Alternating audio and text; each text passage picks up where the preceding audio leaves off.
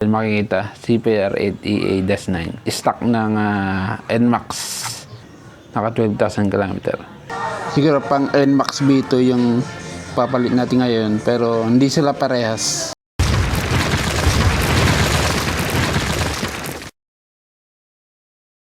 Yo, what's up mga pengo? Welcome to another episode mga guys and mga pengo. For today's episode ay ang ating topic, preventative maintenance ng ating NMAX TechMax. May konting basic sa kabila.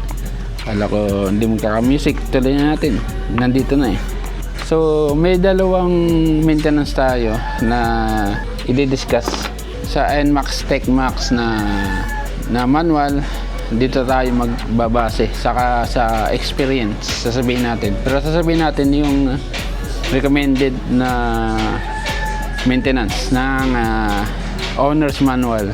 So ngayon may dalawang parte tayo, periodic maintenance chart for the emission control system, tapos general maintenance and lubrication chart. Yan, dalawang klase. Sa emission system muna tayo. Yan, dito emission system. So number 1 natin ay fuel filter. So yung fuel filter ay yung sumasala sa gasolina papuntang fuel injectors para hindi madumihan ang ating fuel injector, hindi makadumi, hindi masira. Fuel filter na sa gasolina yan, nandito yan sa part na to. Ang iba binubuksan to, kalas lahat, tapos alisin ng tangke, tapos di na alisin yung gasolina kasi hindi naman tatapon yan. Isa pang diskarte para maalisin yung fuel filter, alisin ng gasolina, tapos dudukutin sa ilalim yung fuel filter. Gawaing tamad. Pero pag inaalis yung fuel tank, malilinisin na sa ibabaw, kaya mas maganda yung i-remove ng buo yung fuel tank, saka natin alisin yung fuel filter. So every 12,000 km yung recommended sa Niyama, pero pa sa atin na hindi masyadong nadudumihan, isa-isang gasolina lang ating pinapakargahan, petron lang. So sa 20,000 tayo magpapalit. Spark plug. So, spark plug, habang tumatagal, lumalayo yung clearance. So, every 6,000 km yung palit. Yung spark plug ay kaya pero tayo, nagpalit tayo ng 12,000 km. So, sakto na yun para sinagad ko na. Meron tayong video. Lagay ko sa screen natin. Diyan makikita, CPR-8EA-9. Stock ng NMAX. Clearance, makikita nyo, malayo na yung naka 12,000 km. Medyo naupod na yung electrode. 13 Nm of torque. Yan. Number 3, valves. Barbula. Habang tumatagal, yung valve clearance natin ay lumalayo. Pag narin yung lumalagitik sa makina, yun. Lumalayo na yung valve clearance. Umiingay na. Pag umiingay na, kailangan nyo ng pa-adjust.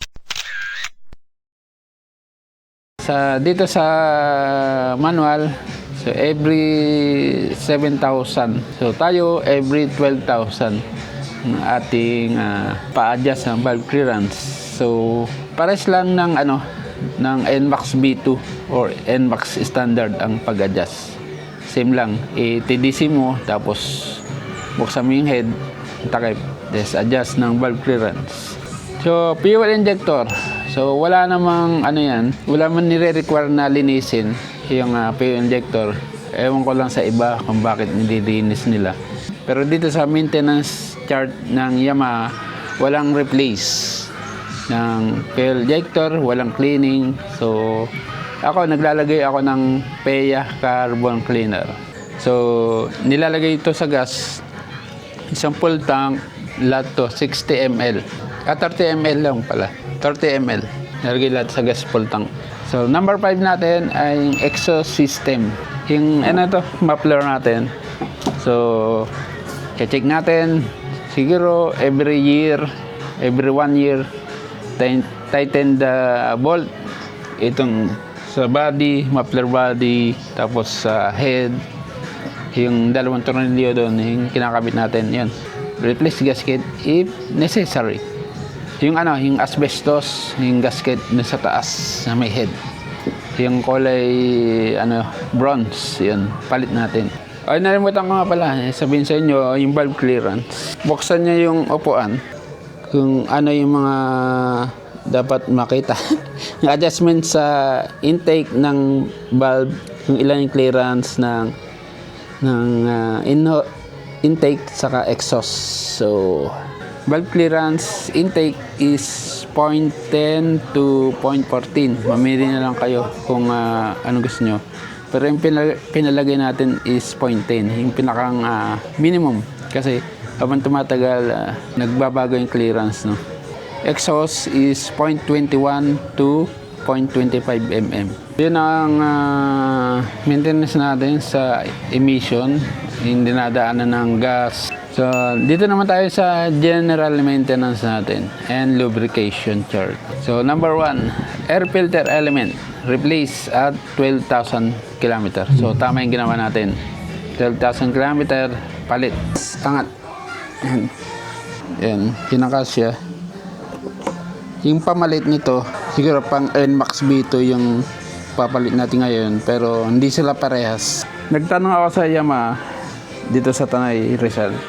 Wala akong nakuha ng pang NMAX TechMax kasi ang code nito ay TPU B6H-E4451-00. Isipin mo yung kasukat mahirap siyang ikabit. Yung ibang part hindi lumalapat yun, pinapwersa natin.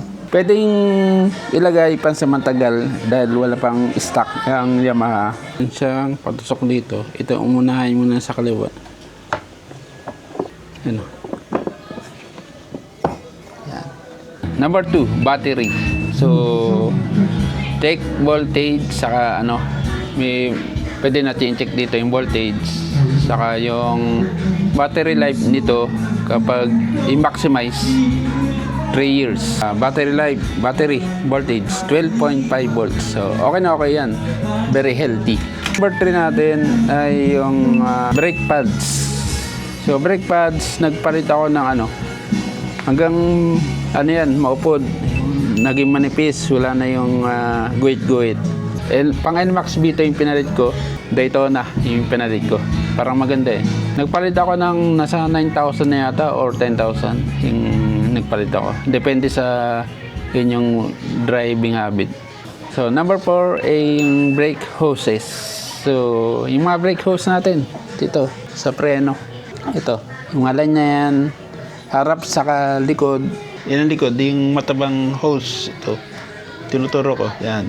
Magpapalit ka niya ng every 4 years. 2029, papalit ka na ng hose. Alright, number 5, brake fluid. So, papalit ng brake fluid every 2 years. That po ang ating ipalit para mas matagal sa yung babad na preno. Yung init, hindi kagad lumalabnaw. Dito mo siya ilalagay. Yan, papalit ka. Papalitan mo yung luma. Habang tumatagal kasi, umiitim yan. Kakaroon ng dumi. Nasa page 9-4 na tayo. Number 6, yung gulong natin. Yan. Maintenance natin yung gulong na tingnan natin kung may hiwa, may butas na malaki. Minsan kasi napapako yung gulong natin. Nakahilis. So, kahit na hindi pa siya nasa limit yung gulong, hindi pa manipis. Kapag may hiwa na malaki, malalim, kailangan palitan kasi delikado, ma-aksidente tayo. Number 7, yung ball race. Ito, steering bearings. Ito sa leeg, yung ball race. Ngayon, nung papalit ako, kasi may kanto na. Meron na siyang humigit na. May lubak na yung ball race ko. Every 12,000 km, kailangan pala i-re-grease. Number 8 ay yung front suspension. Sumasagad to kapag sobrang bilis sa lubak. Yan, dito. Kaya nasisira yung ball reset natin pag may talk sound dito. Kumakatok. Pag kumakatok ng sobra, yung malakas talk, ang nagsasacrifice yung ball race. Nasisira yung ball race natin, nagkakaroon ng kanto, lumulubog yung bulitas. Kailangan maganda yung suspension natin. Sa stock, kailangan itono, dagdag ng konting oil, mga 10 ml. Saka every 15k palit ng pork oil or 1 year kung anong mauna, which comes first. So number 9 is engine oil. Sa Yamaha, 3,000 km bago magpalit ng engine oil. Pag nagpapalit tayo dito, yan, inilagay natin dito yung Yamaha Lube, Blue Core, o kaya yung Shell Advance City Scooter, Ultra Scooter, o kaya yung Motul na Power LE. Yan. Yan, inilagay natin every 3,000 km sa Yamaha, pero gusto mo nang maalaga, every 2,000 km yung pinakang sagad. So number 10 natin ay change coolant every 12,000 km. Nakalagay yan. Ang nilagay ko dito is Yamaha Lube coolant. Pero sabi naman ng mekaniko ko, pinsan ko, parang nagkakaroon ng rust kapag ito yung gamit. Sa experience nila, yung kakaroon ng parang umido. Kaya pinaangat muna yung umido. Pinaandar ito ng mga 20 minutes bago tinakpan yung radiator. Ito yun. Tinakpan niya. Bago tinakpan, mga 20 minutes, inalas muna yung mga umido. So, daw ang ilagay natin ay yung kulay green. Preston coolant yung kulay natin. Sabi naman ng natin, mekaniko, mas malapad daw yung radiator natin kaysa sa NMAX B2. NMAX B2 daw medyo manipis. Ito mas malapad. Kaya maganda yung temperature natin. So number 11, yung B-belt. Yung required ng palit is every 25,000 km. Yung belt, yung papalitan. Pero kung stock lang yung CVT parts mo, yan, 25,000 ang palit niyan.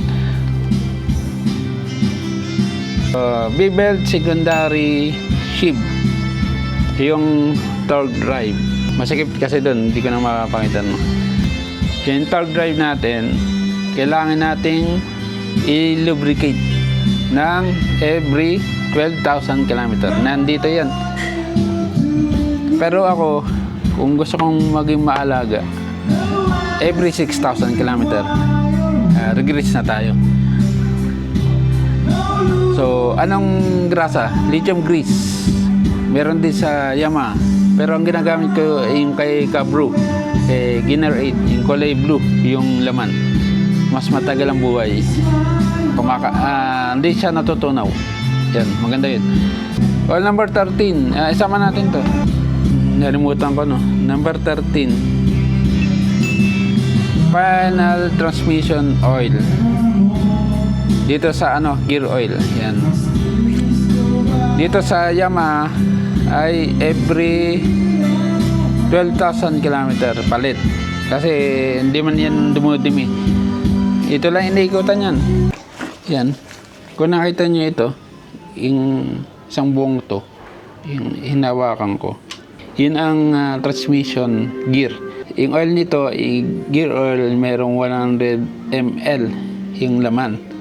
Pero ang ginagawa ko, 150 ml. Nagdagdagan ko konti para medyo mataas, medyo mabilis siyang umangat, mas marami ang kalat. Yan. Every 12,000 km. So, siguro gagawin ko, every 6,000 km yung palit niyan. Yan. Every pangatlong change oil yung gagawin ko. Yung iba, makalwahan or kada change oil sila nagpapalit. Sa hindi naman yung ilangas hindi naman kagad dumudumi, hindi kagad na lumalabnaw. So malapot naman yung gear oil. So, katagal yan. So, every 6,000 km ang recommended ko. Sa Yamaha ay 12,000 km. So, yun lang. Yung iba kasi may nakapansin, ano daw, wala daw yung sa engine oil or masyadong malapot daw yung nilagay ko, which is motor gear oil na ang viscosity is 80W90. Makapal daw, 80W90. So, may nabibili na 10W40 yung Yamalube na stock sa Yamaha. Malabnaw yun, 10W40. Maganda yun sa city. Yung mga ganong oil, hindi naglo-long ride. Yung chill ride lang. Yan, maganda yun, yung 10W40. Meron din sa Shell na gear oil, 10W40. Maganda yun sa mga crossing speed lang. Hindi masyadong mahataw, hindi tinotodo. Pero ikaw yung rider na super todo yung inyong pag-throttle. Di ba yung ikot ng gulong? Kung anong ikot ng gulong natin na mabilis, ganun din yung ikot ng mga gear. So, kailangan ng ang gear oil mo or langis ay medyo malapot for pressure. Yan. Kung high pressure, gumamit kayo ng mas makapal na langis. 80W90 or 80W140. Yung JPT gear oil, 80W140 yun. May isa pa, yung sa mga vlogger, ang ginawa. Yung K-Works, 80W140 yun. Mas makapal yun. Sa aking mga, kay ano yata, kay Diego, kay Basilio, yun, 80W140 yun. Yun ang recommended ko, pero stick ako sa 80W90. Pwedeng sa city, pwedeng sa long ride, pwedeng hataw, yan, pwedeng chill. Yan, motor gear oil ang piliin nyo, mas maganda. Habang umiinit, sumasarap. May mga tip pa dito, yung sa air filter, equip ng disposable oil coated paper element. Dapat ay hindi mo bubuga ng hangin kasi mawala yung oil coated paper element. Mawala yung oil. Yun ang pampakapit sa mga alikabok. Yan. So, another tip, hydraulic brake service. Every 2 years, replace internal components. Yung mga, mga o-ring, mga goma, oil seal. Yan, palit. Every, 2 years. Sasabihin sa palit ng brake fluid. Yan.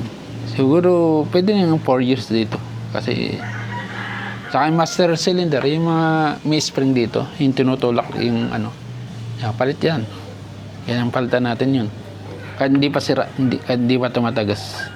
For maintenance. Tapos, yung fuel system service, use only unleaded gasoline. Unleaded gasoline, pwedeng 95 octane, 97, 91. Pero recommended ko 91 sa city. Pag nag-long ride ka, 95. Yun ang maganda. Gusto mo ng merong hataw. Yan. Depende sa inyo. Kung iba, 95. 95. Nasiyang ka sa hataw. Pero kung chill ka lang, 91 octane. Pero para sa akin, mas matibid yung 95 octane. Lalo may ahon. Yan. Yung 91 octane, medyo hirap sa ahon. Pero malamig sa makina. Yung mas mataas na octane is mas mainit sa makina. Kapag malamig yung makina, mas alive yung hatak. May pros and cons kasi yan paggamit ng high octane. Yung fuel filler cover, yung goma, yung nasa ibabaw ng fuel tank, yung goma, yan. Kailang palter rin pala yun. Kala ko hindi siya pinapalitan. Every 2 years, if crack or damage. Kapag may crack. So, battery service. So, every 3 months, check nyo kung okay pa yung voltage. Kapag less than 12.4 volts, palitin na yun. Ibig sabihin na mahina na yung battery. So, yun lang mapinga yung periodic maintenance natin sa emission system, saka sa general maintenance, saka lubrication. So, alright mga pengo, magsasata tayo dito sa video na palit retar yung Michelin City Grip 2. Shoutout kay Renz ADB 2025. Ride safe. Yun. Alright, ride safe din sa'yo mga pengo. Malaking bagay na yung comment mo. Kahit ganyan lang yung comment mo. Is very supportive para sa akin. Pusoan natin. Yan. Pinusoan ko na. Alright, so shoutout kay Admart Sandrel Camacho 9470. Attendance mga kapengyo. So palagi nag-attendance to. So maraming salamat. Pinusoan ko na yung comment mo. Ingat palagi, ride safe. Shoutout kay Paging Lamig 42. So, Copy Master Dan order halos pares na tayo na accessories. Salamat. More content pa. Oy, maraming salamat. Pagpapatuloy ko pa yung pagko-content ko. Kahit na ilan lang yung nanonood sa atin, 100, 200. Kasi habang tumatagal, nawawala na interest ng iba. Kasi marami na naka-NMAX, TechMax. Pero meron pa rin supportive. Nakakita ko. Maraming salamat sa inyo, yung mga sumusuporta. Lagi nanonood. Saka yung kinokopya yung settings ko. Yan. Maraming salamat. So, shoutout kay Jeric at 8587. Ano recommended mo sir na pwede city ride, pwede slide off-road for TechMax din? Ito, yung City Grip 2, Michelin, pwede. Tapos yung Pirelli Angel City, maraming mapagkukunan. Kahit yung stock nga, ni off-road ko ng slide off-road. Maganda din naman kasi yung Michelin City Grip 2. Okay din gamitin. Shoutout kay Puging Lamig 42. Parang yun, pares. Dalawang comment siya, no? Salamat. Palink naman sa mirror mo or name sa Shopee. Baka meron. At yung gold na design sa lagayan ng phone mo. Salamat. Same tayo. Black TechMax. Black din. So, nagustuhan niyo aking settings, aking forma, aking accessories. So, sa video, kapag naka-post, pindutin mo lang yung view product, lalabas na. Yun. X natin. No? View product. Ito. View product. Lalabas na yung mga kailangan mo. Nandito lahat. Ayun, no? Dami dyan. Ito yung side mirror. Yun. Ito yung sinasabi mong may NMAX, yung kulay silver gold. Yan. I-click nyo lang, mapunta kayo sa Shopee na pinagbilang ko. So, shout out kay Alex Enciso 5658. Ano pang pressure ng gulong nyo? Thank you. Sa ngayon, dati yung gusto ko walang tagtag. 25 sa likod, 22 sa harap. Pero ngayon, tinigasan ka ng konti para medyo tipid tayo sa gas. 22 PSI sa harap ng gulong. Tapos yung sa likod naman ay 30 PSI. Kahit may angkas, okay. Shoutout kay Charis Castro 1643. Magkano po bilhin nyo sa Michelin tire? Yung huli lang 3,100 sa Takara tires. Libre kabit. May yung tarsilan.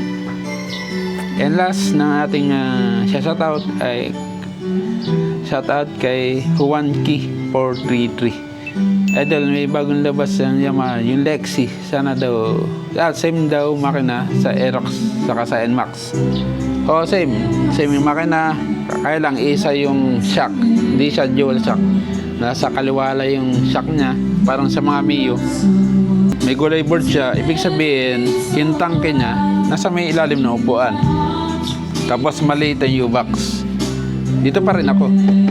Malaki U-box, malaki tangke. Siguro 5 liters lang Yamaha Lexi. Ito 7.1 liters. So nakaka 250 km ako sa full tank.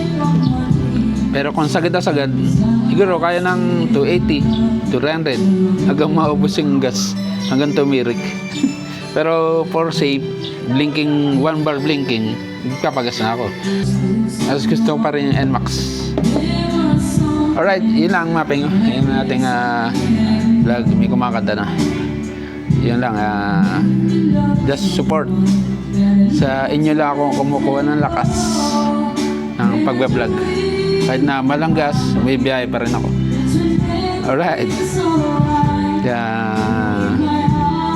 So yun, ano lang, just support. Saka yung mga gusto nyong pyesa, nasa video na ko na, no, tinuruan ko na kayo. Alam nyo na yung gagawin nyo. Order lang.